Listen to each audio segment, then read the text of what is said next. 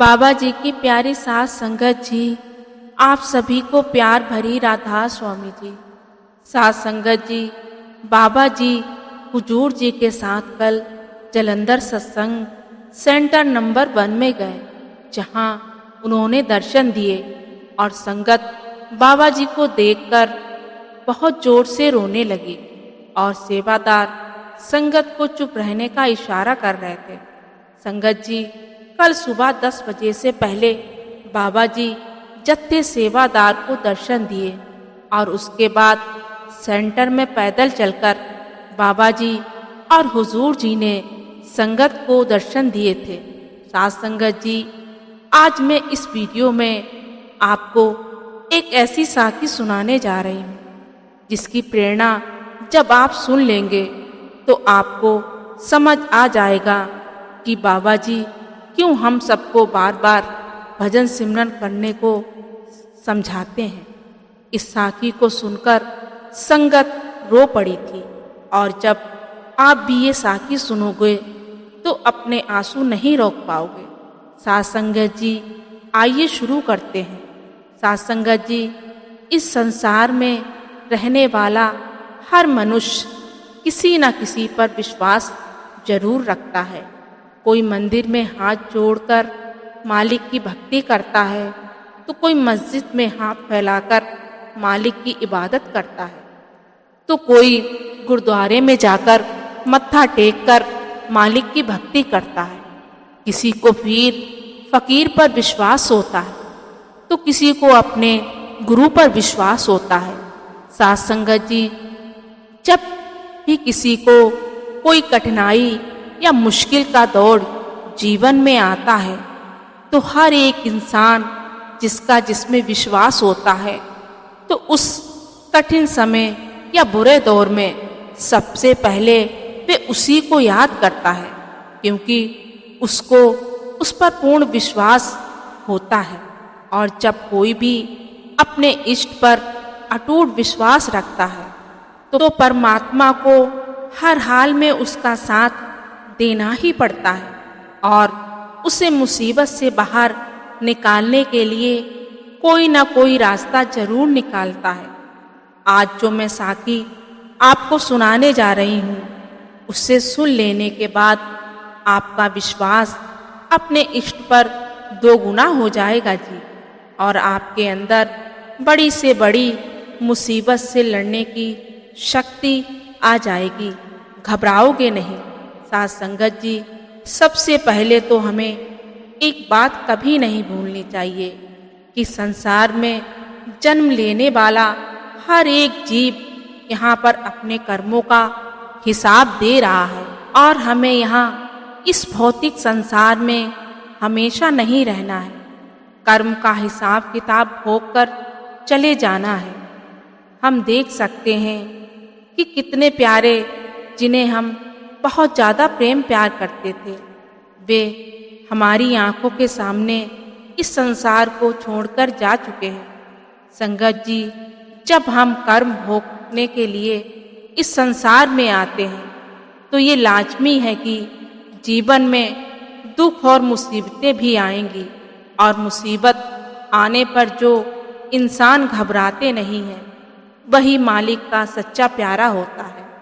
साथ संगत जी, जो संघर्ष बीबी रजनी ने अपने जीवन में किया है उसे सुनकर पॉजिटिविटी महसूस होती है, तो कृपया इसे ध्यान से सुने।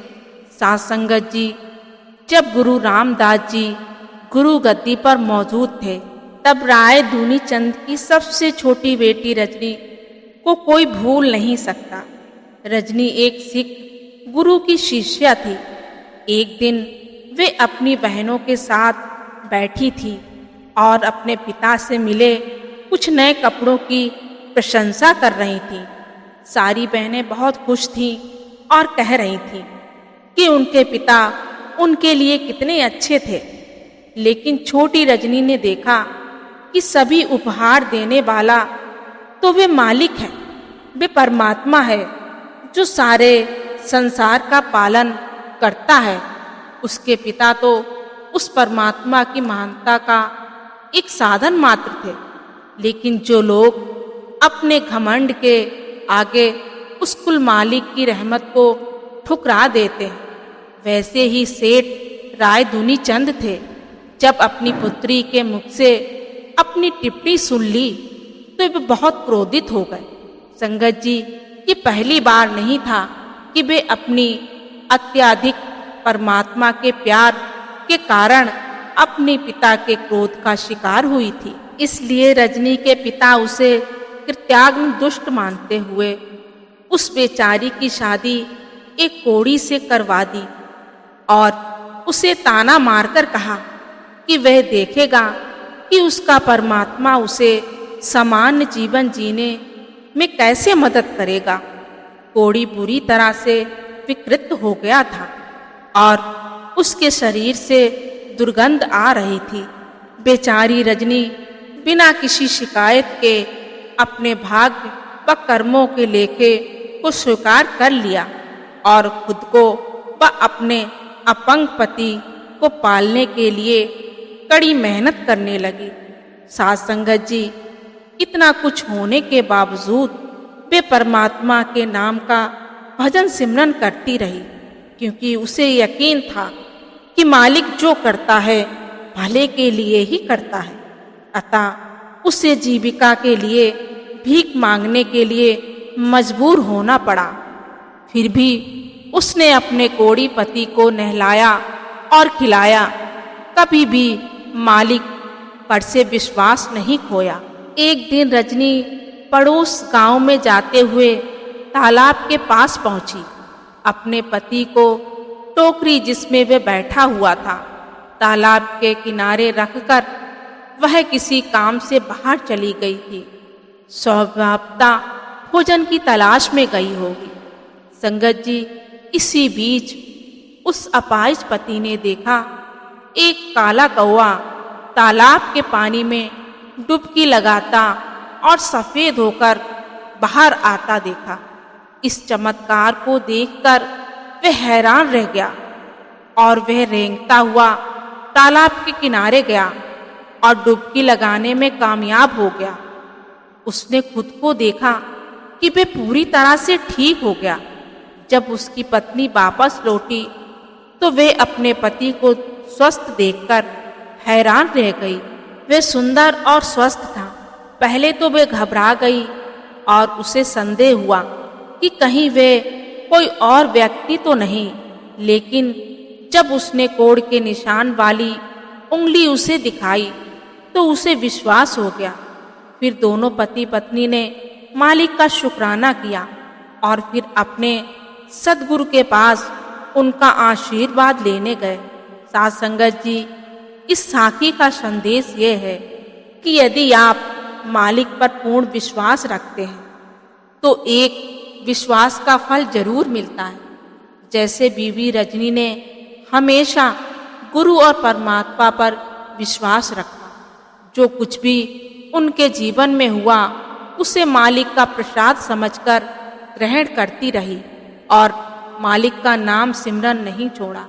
साथ संगत जी, हमें भी बीवी रजनी की तरह सोच रखनी चाहिए और ये समझना चाहिए कि एक वही रिश्ता सच्चा है जो हमारे बाबा जी के साथ है, क्योंकि वही तो हैं जो हमारे सच्चे साथी हैं।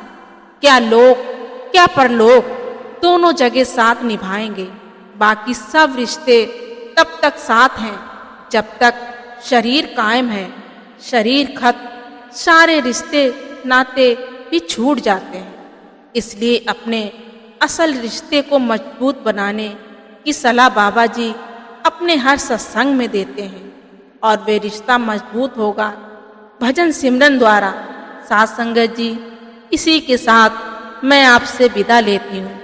मिलते हैं अगली साखी में।